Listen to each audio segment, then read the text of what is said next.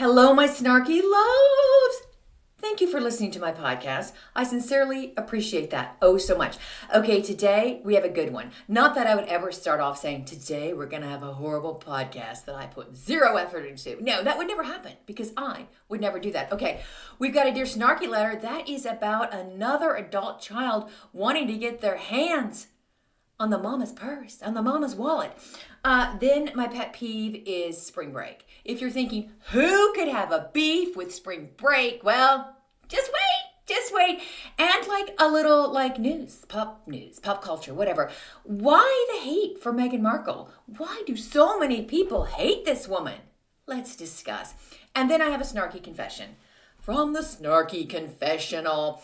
And it involves various states of being unclothed. Okay, yeah, you're like, what? You should be going, what? Okay, let's first get to the letter. Pulling it up on my phone. Here we go. Dear Snarky, I got married again in January after being divorced for 10 years. Last year, my ex-husband and I paid for our daughter's wedding with money we had been saving in what we called the wedding fund, and also money her grandparents contributed, and it was a beautiful, beautiful wedding. Now my stepdaughter, age 25, newly engaged, who attended my daughter's wedding, is furious with me that I won't also help pay for her wedding. What? She told me that we're family and she deserves the same wedding that my daughter got. When I explained to her that my daughter's father and grandparents also helped pay for her wedding and that it wasn't just me, she said that didn't matter because she's also my daughter now and we're family. This is laughable because my stepdaughter likes to pretend I don't exist and is very rude to me most of the time. I told her nicely that personally I am not going to help pay for any part of her wedding because it's not my responsibility and it is not in my budget. This resulted in a huge meltdown in which she left the room crying, and my husband's response was, wow, that was something. How do I extricate myself from any more outbursts like this? Because my stepdaughter, according to my new husband, says she is not one to ever take no for an answer. Sign, help. Okay. Dear help, so many things to unpack here. And I'm going to start with your brand new husband of not even 3 months. I got bad feelings. I'm going to tell you why I got bad feelings. He should have shut his daughter down. He should have said, your stepmother is not paying for your wedding. He should have immediately interjected. She should not have been able to ask you. He should have jumped in and set the record straight and protected you. And then when your stepdaughter had a meltdown at 25, not that we don't have meltdowns, but had a tantrum at 25, he should have told her, that's unexcusable. She shouldn't have had to have walked out of the room in a pout. He should have escorted her out of the room. Also, this is my red flag issue. When your husband said, that new husband, that his daughter has never taken no for an answer, I'm fearful, and I hope I'm wrong. I'm fearful that that was his way of telling you, honey, you may have to pony up some money for the wedding just to shut her down, or we're going to be living with this until she says I do. I could be wrong, but I see red flags everywhere. That's a me problem. Probably need therapy. I'm going to agree with everyone on that. So you don't only have a stepdaughter problem. I think you got a brand new husband problem. He should be your protector against his daughter. He should handle his daughter. And I could be thinking, maybe I'm thinking this, that he knew his daughter was going to ask you for money. He knew it. What I want to know, and of course you didn't share in the letter and it's none of my business, but this is not going to stop me from asking for an update. Is he paying anything for his daughter's wedding? Is his daughter's mom paying anything? Is the daughter supposed to finance it herself? I don't know. I'm curious. But again, let's focus back to the red flags. The fact that your husband didn't take care of it. So this is a conversation I would be having pronto right now with my brand new husband. Look, I'm not having any more discussions with your daughter about me paying for the wedding. It's never going to happen. This topic is absolutely closed. And if it comes up again, you better have my back. You better have my back. And even better, you need to sit your daughter down and tell her this and tell her to never ask me for money again. Because here's what's going to happen. If you give in even a scooch, she's going to come back asking you for more money. If you said, I'll give you $10,000 for your wedding, she's going to want 20. 10's not going to be good enough. You do not placate a person like this. She's always going to want more, and she's always going to ask for more. So the only way to deal with a person like this, $0. Also, are there siblings? Are there other stepchildren? Are they going to say, well, you paid for so-and-so's wedding. Why aren't you paying for mine? Or what's next? We need some help getting a deposit so we can buy a home. I mean, that hand is always going to be out. And so the only way you make sure the hand is not extended is to pull the hand back in and make a fist. Like, no money, no money. This is my advice. I feel so strongly about this. I'm going to worry about you if you don't follow it. So let's review what your plan of action is going to be. 1, you're going to sit your brand new husband down and tell him, this can never happen again. Your children never need to ask me for money. You need to have a conversation with your daughter and say, your stepmother is not giving you any money. Don't ask her again. This is what needs to happen. 2, you need to make sure that you do not get sweet-talked into giving this daughter any money, because then the rest of your married life, this child will be asking for money. This adult child will be asking for money, and then it will get out that you're giving money, and you don't know what other relatives, might climb out of the woodwork. It's your money. She's got a dad. I don't know if she has a mom, but if she wants a parent to pay for a wedding, it's not you, her brand new stepmom of less than 3 months. So, honey, you need to shut it down. And if your husband does not have your back, well, you have problems. I hate to say that, but I mean it, because I'm worried about you. So please, please, please keep us updated, because this is concerning to me. This is very concerning. But shut that 25-year-old girl down. Woman, God, I got to stop with the girl thing.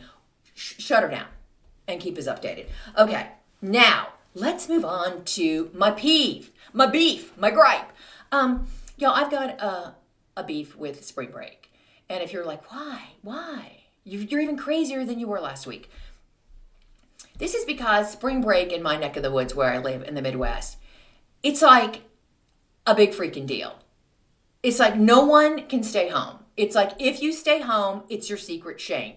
Everyone feels like, or at least this is the perception I get, that they have to have a big blowout spring break. Like, when did this happen? Why can't you just tell your kids, guess what? You get to sleep in and watch, more TV or stare at your phone longer. Whatever, rest, relax, enjoy. Like, every single spring break, it is a big to-do. Like many things in life, let's blame social media. That always works for me. I don't get it. When I lived on the West Coast with my kids, no one went anywhere on spring break. I think most people stayed home, but we were 30 minutes from a ski slope, so I think everybody just went skiing, ourselves included. Then when I was raising my children in Texas when they were little, everyone just stayed home in Texas. It's like, whatever. Or they went to one of the Texas beaches, and those aren't that great. I said it. I'm going to get like crap for saying it from Texans, but come on, your beaches can't compare with Florida. They just can't. You need to accept it and move on. Conversation over about that topic. So I do not get all the pressure on spring break. I say this because I was out on a morning walk, walking my dog, and, I was talking to these moms and like, oh, my kids are really upset that we're not going anywhere for spring break. And I'm like, the pressure. And it got my brain thinking. And then I started beefing about it. A big spring break beef. Now, let's go further into the spring break beef. I'm in the Wayback Machine now. Woo, woo, woo, woo. I don't think that was a good sound. What's a better sound? Woo, woo, woo. No, I don't know. They all suck. Okay. So when my kids were senior in high school, there was a thing called the senior trip, where a bunch of kids would get together and they would go on a senior trip for spring break. 100% of the time, it was Mexico. Do you want to know why? Because the drinking age in Mexico is not 21 like it is here in the United States of America. It is 18. Is it 17? No, I'm pretty sure it's 18. So everyone wants to go and get, wasted. And then, of course, they have to have parents because they can't check into a hotel or anything like that by themselves. So then you have a gaggle of moms going with these kids for spring break, for the senior trip. I never allowed my kids to go on a senior trip. One, because they did not even ask. Because they knew if they asked me, my answer would be no. For many reasons. Number one, you are not of legal age to drink alcohol. If you are in a country where you can drink alcohol, you're not drinking alcohol. That's me. I'm a prude. I have very firm stances and opinions about alcohol. Plus, I'm not going to watch. My idea of hell is watching a bunch of kids get drunk on spring break for 6 to 7 days. One. Two, being with a bunch of moms. Being with just a gaggle of moms from school. Because I can tolerate a lot of moms from school back in the day for 10 minutes max. And then I was done. It was over. So I can't imagine being around a pool or a beach scenario with a bunch of moms for that long. No. And moms with very different parenting styles who, have no problem with watching their kids get wasted. Ugh, no, absolutely not. So my kids didn't even do the senior trips. We took a family trip their senior year. That was their senior trip. We did go somewhere for spring break. But no, I did not do any of that nonsense. And again, talking to another mom about we're so excited for the senior trip. Of course, they're going to Mexico. And I said, what do you think though about all the drinking? I go, I just couldn't watch that. I'd feel like I'd have to parent these kids. And she's like, it's a rite of passage. Is it? Does it have to be? Plus, I'm not going to lie. And this is because I was a reporter. You're a reporter and you get scared about a lot of things for life. Mexico scares me a little bit. Certain parts of Mexico with the resorts. And you don't leave the resort. If you go, you're safe on the resort, but you can't leave the resort. And just a lot of things that have happened. No, I do not want to participate in that at all or involve my child in participating in that. So the senior trip, so these kids can drink. Oh, no. Being with other moms who I just don't really know that well. And don't want to get, by the time my kid is a senior in high school, if you're a mom I wanted to get to know, I've already gotten to know you. So being with these other moms, no. And I can confess right now that the kids, my kids were friends with, those moms, yeah, whatever. I mean, you be friends, that's great, but I'm not going to have some I do not want to have a buddy relationship with this mom. Yuck, no. Again, me. So that's another sidebar about spring break. Now, since we're in the Wayback Machine, I want to take you to the biggest parenting fail ever. Or was it just parenting in 1979? Y'all, check this out. When I was a senior in high school, I and my 3 best friends took my mom's Oldsmobile Cutlass Supreme and we drove 500 miles by ourselves. There was no cell phones, right? It's 1979. The only thing we had to help us out was a Rand McNally Road Atlas. That's all we had. Drove 500 miles to South Padre Island, checked ourselves into someone's condo or something like that, stayed there, and then drove home 500 miles. So 4 girls, 17 years old, driving 1,000 miles by themselves. No way to get help, not even a road flare, just that Rand McNally Road Atlas. Did all that.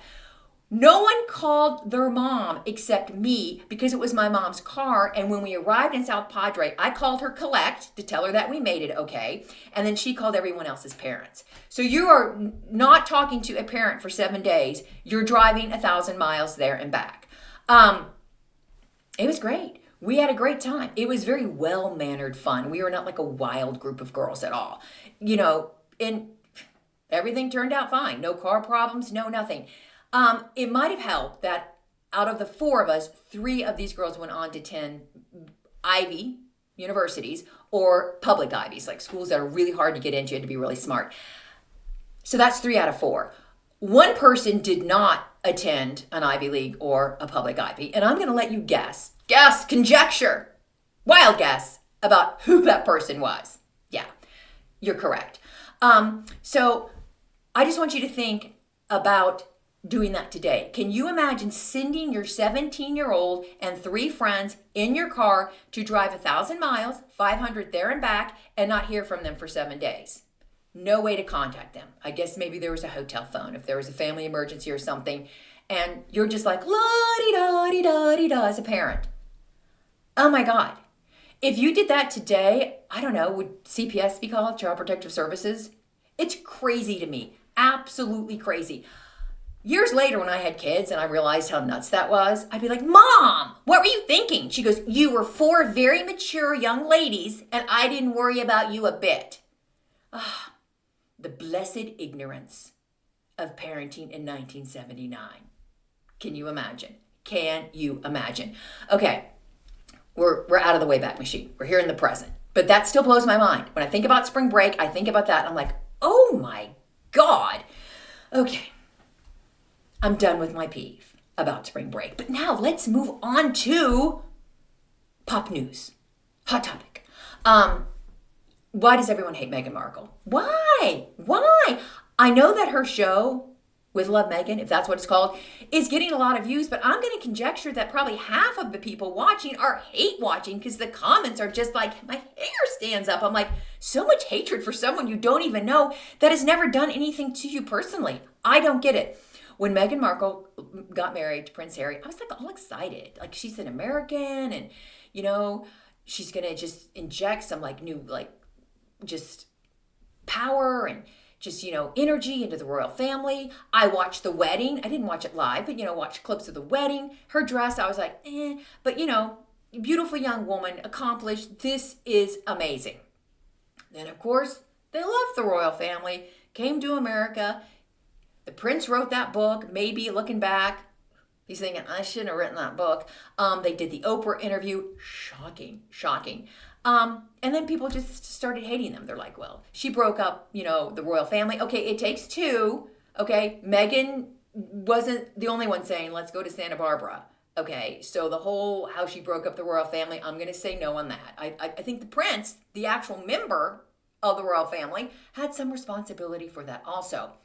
But I do not understand the hate. Just let her live. Let her live. If she wants to do her show, okay. I just don't get it why we hate this woman so much. I heard she made like a rainbow out of fruit. Okay, cool. Like many moms haven't done that for many school parties where they said no sugar, you know, you're making the fruit rainbow. Good for her though. Good for her. They say that she's unauthentic. It's hard to be authentic. I mean, it's just hard to be authentic on camera. And maybe she's, you know, a much better actress than she is playing herself. But I just do not get the hate. Like, people need to take a breath. I am going to tell you, though, what I don't understand. If you are a rich person and you have like a crap ton of money, why don't you just enjoy your money?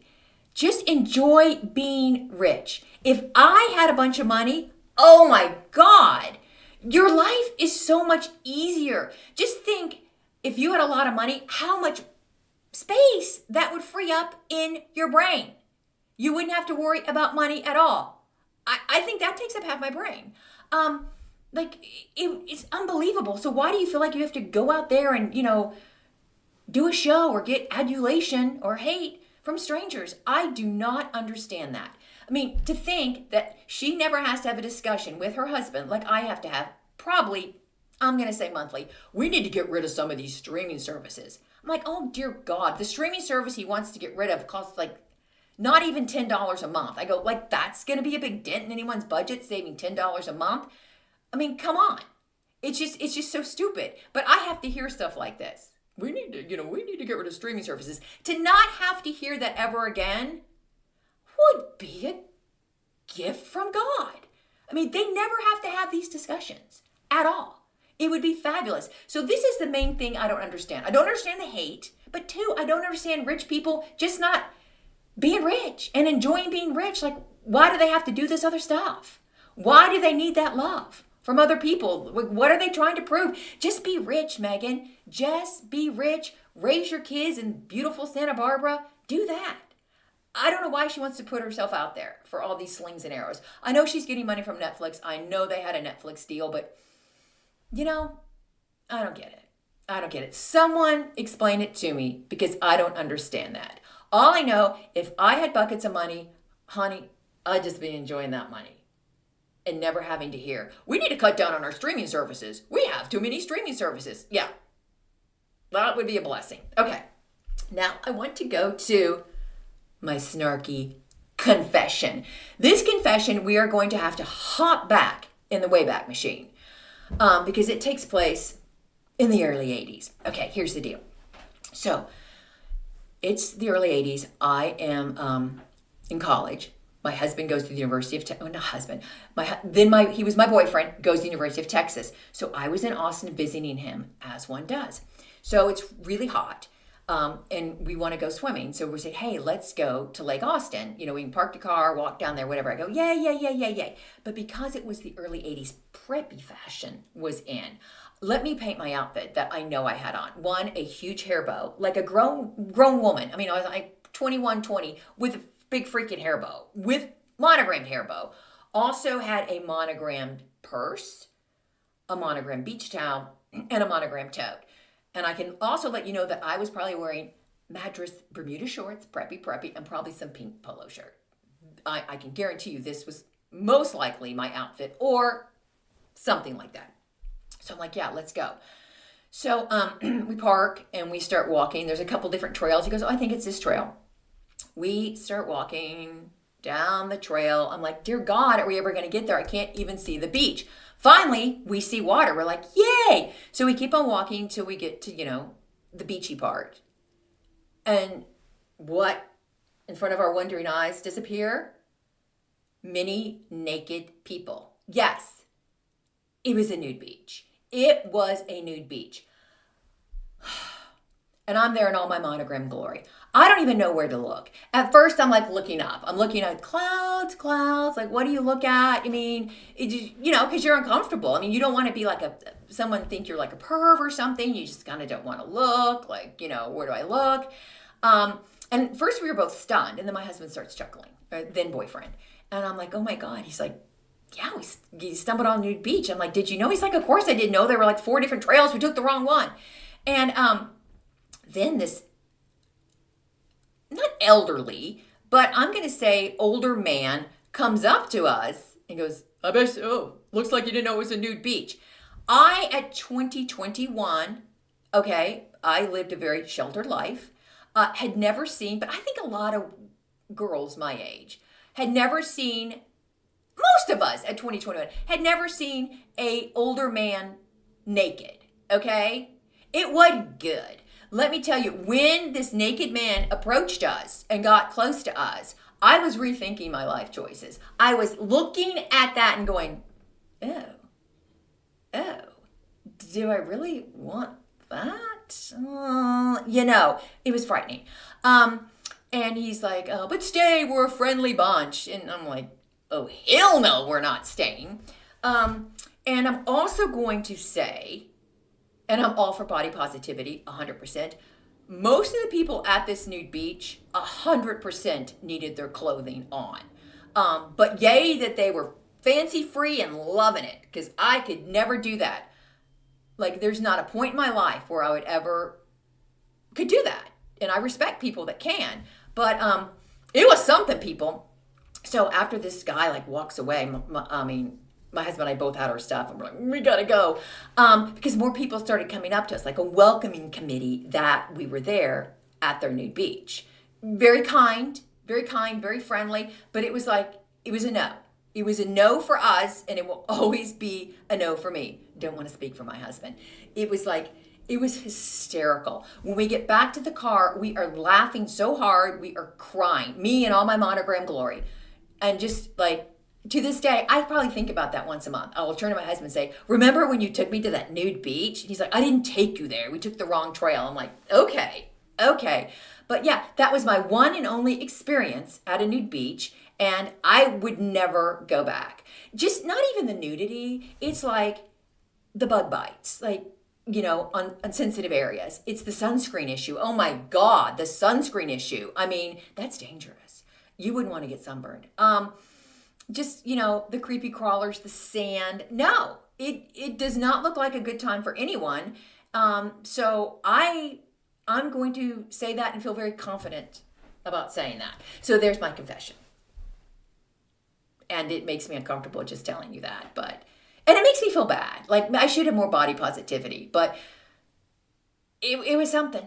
It was a sight to behold. It was an eyeful. And I will, especially that older gentleman. Oh my goodness. I'm going to leave it at that. But y'all, thank you so much for listening to this podcast, doing comments. I love the comments because we're creating a community. the 5-star reviews, although one person gave me a great review, I'm not over it. I'm not over it. And a 1-star, because I think she just got distracted or something. And now I'm not at a 5, I'm at a 4.9. Still a little bitter and processing that. Also, I've written 5 great books. Summer's coming. You want a good beach or pool read? I put the link in my description, so you just have to click on that and you can go explore all the books. Paperback, ebook, audiobook. Go do it. And thanks for listening. It makes me so happy. And go have a great day, because you're fabulous and you deserve that great day. Go do it.